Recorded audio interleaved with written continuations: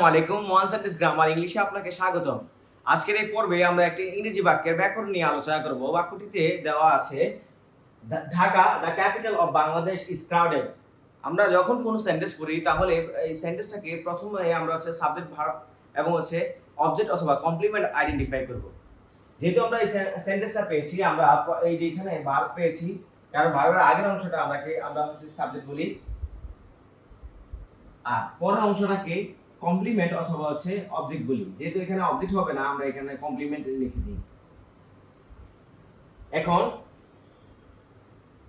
প্রথমে আমরা জানি যে সেন্টেন্সের প্রথম অংশটাকে বলা হয় সাবজেক্ট, এরপর ভার্ব, তারপর কমপ্লিমেন্ট অথবা অবজেক্ট আসে। যেহেতু আমাদের এখানে ঢাকা, আমরা জানি ঢাকা আমাদের বাংলাদেশের রাজধানীর নাম। এটা নির্দিষ্ট স্থানের নাম। নির্দিষ্ট স্থানের নাম হয় তাহলে এটা হয় প্রপার নাউন। আর প্রপার নাউন সর্বদা সেন্টেন্সের প্রথমে আসুক, মাঝে আসুক কিংবা শেষে আসুক, এটা ক্যাপিটাল লেটার দিয়ে শুরু হবে। যেহেতু আমাদের ঢাকার এখানে সেন্টেন্সের প্রথম এসেছে, আমরা জানি সেন্টেন্সের প্রথম অক্ষর অবশ্যই কি হবে, ক্যাপিটাল লেটার হবে। এই জন্য ঢাকা ডিটা ক্যাপিটাল লেটার হয়েছে। আর এখানে আমরা বাংলাদেশ পেয়েছি, বাংলাদেশের বিটা আমরা ক্যাপিটাল লেটার পেয়েছি, কারণ আমরা জানি এখানে এই যে বাংলাদেশটা সেন্টেন্সের মাঝামাঝি অবস্থায় এসেছে।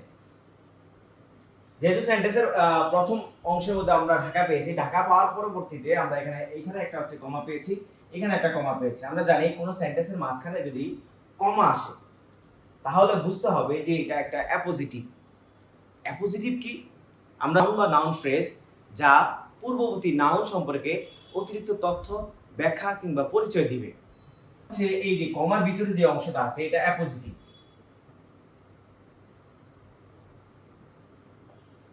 অ্যাপোজিটিভ, এই অ্যাপোজিটিভটা আমরা পুরো অংশটাকে নাউন ফ্রেজ বলতে পারি, অর্থাৎ এনপি। তাহলে অ্যাপোজিটিভটা হয়তো আমার নাউন হবে অথবা এনপি নাউন ফ্রেজ হবে। এখন এই যে অ্যাপোজিটিভটা কখনোই কি হতে পারবে না, অ্যাডজেক্টিভ ফ্রেজ হতে পারবে না। এখন এখানে আগে একটা কমা দেওয়া আছে, পরে একটা কমা দেওয়া আছে।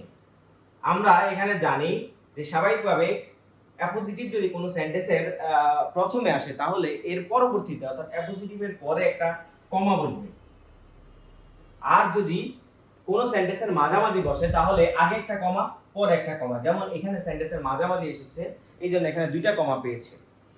আর যদি কোনো সেন্টেন্সের শেষে আসে তাহলে অ্যাপোজিটিভের আগে কমা হবে।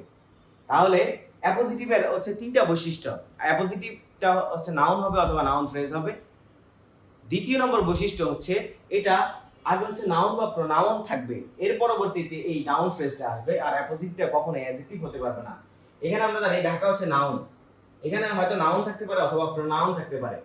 নাউন বা প্রোনাউনের পরবর্তীতে অ্যাপোজিটিভটা আসবে। এখানেও নাউন বা প্রোনাউনের পরবর্তীতে আমরা অ্যাপোজিটিভটা পেয়েছি। এখানে দ্য ক্যাপিটাল অফ বাংলাদেশ, এটা অ্যাপোজিটিভ। অ্যাপোজিটিভ আমরা কিভাবে চিনবো? অ্যাপোজিটিভ চিনার আলামতই কমা থাকবে।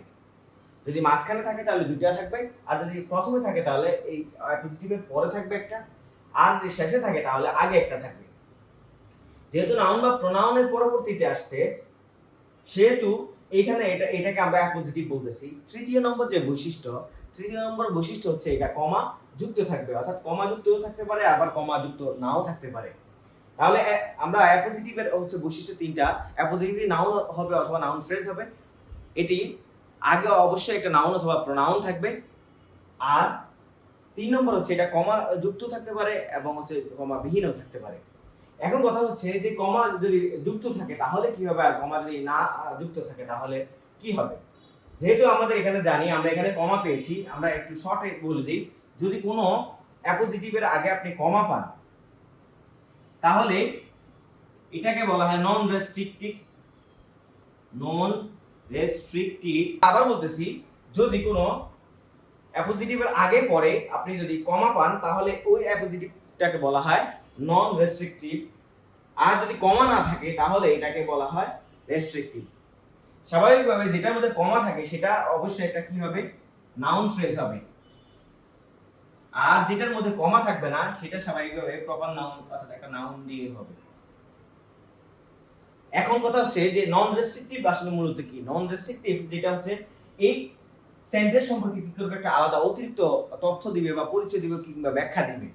আর এখানে যে রেস্ট্রিকটিভ যে অ্যাপোজিটিভটা আছে সেটা অবশ্যই কি দিবে, একটা গুরুত্বপূর্ণ তথ্য দিবে যেটাকে কি করা যায় না, বাদ দেওয়া যায় না। তাহলে আমরা জানি এই যে আমরা নাউন ফ্রেজ যেটা অ্যাপোজিটিভ হিসেবে পেয়েছি, এই অ্যাপোজিটিভটাকে আমরা কি করতে পারবো, সেন্টেন্স থেকে বাদ দিয়ে দিতে পারবো, কারণ এটা কমাযুক্ত আছে। কমাযুক্ত থাকলে এটাকে রেস্ট্রিক্টিভ, নন রেস্ট্রিক্টিভ বলা হয়। আর নন রেস্ট্রিক্টিভ যেই নাউন অ্যাপোজিটিভটা আছে, সেই অ্যাপোজিটিভটাকে সেন্টেন্স থেকে বাদ দিয়ে দেওয়া যায়। যেমন আমরা যদি বলি, আমরা এই অংশটাকে হচ্ছে বাদ দিলাম, ঢাকা ইজ ক্রাউডেড, আমাদের সেন্টেন্সের উপরে কোনো প্রভাব পড়ে না। ঢাকা হচ্ছে মূলত সাবজেক্ট। সাবজেক্ট এখানে সিঙ্গুলার হলে ভার্বটা সিঙ্গুলার হবে, সাবজেক্ট যদি প্লুরাল হয় তাহলে ভার্বটা প্লুরাল হবে। এখন রেস্ট্রিক্টিভ যেটা, সেটার মধ্যে হচ্ছে যেমন মনে করেন হচ্ছে মাই ফ্রেন্ড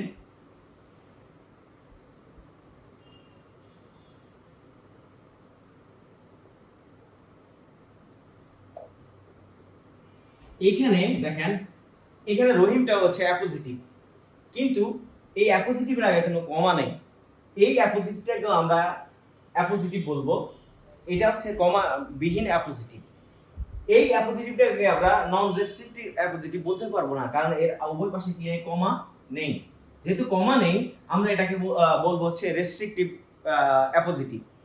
আর এখানে হচ্ছে আমরা যদি রহিমটাকে বাদ দেই, তাহলে মাই ফ্রেন্ড ইজ গুড, আমার বন্ধু হয় ভালো, বা আমার বন্ধু ভালো, তাহলে অর্থ ঠিক থাকে না। জানি আমরা হচ্ছে ঢাকা হচ্ছে প্রপার নাউন অবশ্যই বা ভার্বটা সিঙ্গুলার নয়, এই জন্য এখানে ভার্বটা সিঙ্গুলার হয়েছে। যেহেতু আমাদের হচ্ছে এই অ্যাপোজিটিভ এটা হচ্ছে নন রেস্ট্রিক্টিভ অ্যাপোজিটিভ, এই অ্যাপোজিটিভটা যেহেতু কমা দ্বারা আবদ্ধ আছে, এটা সেন্টেন্সের উপরে কোনো প্রভাব বিস্তার করে না। এটা এই যে ঢাকা সম্পর্কে এটা অতিরিক্ত তথ্য দিয়েছে। এখানে আমাদের মূলত সেন্টেন্স হচ্ছে এই নাউন, অর্থাৎ নাউন এবং প্রোনাউন, নন রেস্ট্রিক্টিভ অ্যাপোজিটিভ যদি নাউন বা প্রোনাউনের পরবর্তীতে আসে কমা দ্বারা আবদ্ধ হয়ে, তখন নাউন বা প্রোনাউন, আগে যে নাউন বা প্রোনাউনটা আছে সেটা যদি সিঙ্গুলার হয় তাহলে ভার্বটা সিঙ্গুলার হবে, আর যদি প্লুরাল হয় তাহলে ভার্বটা প্লুরাল হবে। এখন আমাদের এখানে ঢাকা, আমরা জানি প্রপার নাউন সব সময় ভার্বটা কি নেয়, সিঙ্গুলার নেয়। আমরা এখানে এই যে ইজ ভার্ব নিয়ে আলোচনা করব। আমরা জানি অক্সিলিয়ারি বা ভার্ব দুইভাবে হতে পারে, একটা হচ্ছে কি এটা মেইন ভার্ব হিসেবে আসতে পারে, আর এটা হচ্ছে অক্সিলিয়ারি ভার্ব হিসেবে আসতে পারে। যখন অক্সিলিয়ারি ভার্ব হিসেবে আসবে তখন এর পরবর্তীতে একটা মেইন ভার্ব থাকবে, আর যখন এটা মেইন ভার্ব হিসেবে ব্যবহৃত হবে তখন এটাকে লিঙ্কিং ভার্ব বলা হবে। আর আমরা লিঙ্কিং ভার্বের পরবর্তী যে অংশটা আসে সেটাকে বলা হয় কমপ্লিমেন্ট। কমপ্লিমেন্ট হচ্ছে দুই প্রকার, একটা হচ্ছে সাবজেক্ট কমপ্লিমেন্ট, একটা হচ্ছে অবজেক্ট কমপ্লিমেন্ট। যখন আমার অ্যামিজার অর্থাৎ অক্সিলিয়ারি ভার্বটা যখন হচ্ছে মেইন ভার্ব হবে, তার পরবর্তী অংশটাকে আমরা বলা হবে সাবজেক্ট কমপ্লিমেন্ট। যেহেতু এখানে ক্রাউডেড, আমরা জানি ক্রাউডেড হচ্ছে এখানে অ্যাডজেক্টিভ হিসেবে ব্যবহার হচ্ছে। যদি এখানে দুটো শব্দ থাকতো তাহলে সেটা অ্যাডজেক্টিভ হতো, এর আগেরটা হচ্ছে অ্যাডভার্ব হতো। সাবজেক্ট কমপ্লিমেন্ট হলো কেন, কারণ এখানে লিঙ্কিং ভার্ব দেওয়া আছে, এই জন্য এটাকে সাবজেক্ট বা কমপ্লিমেন্ট বলেছি। অবজেক্ট কমপ্লিমেন্ট হবে কিভাবে, যদি ফ্যাক্টিটিভ ভার্ব এবং হচ্ছে প্রিপোজিশনের পরবর্তীতে আসে তাহলে সেটাকে বলা হয় অবজেক্ট কমপ্লিমেন্ট। এখন এই সেন্টেন্সের মধ্যে একটা সাবজেক্ট আছে, একটা ভার্ব আছে, আর একটা কমপ্লিমেন্ট আছে, আর শেষে হচ্ছে আমরা জানি এখানে হচ্ছে ফুল স্টপ আছে, তাহলে এটা হচ্ছে একটা অ্যাসার্টিভ সেন্টেন্স। ঢাকা বাংলাদেশের রাজধানী, একটি জনবহুল শহর। আশা করি এই আলোচনাটি আপনি বুঝতে পেরেছেন। যদি পছন্দ হয় তাহলে একটি লাইক, একটি কমেন্টস এবং একটি শেয়ার করতে পারেন।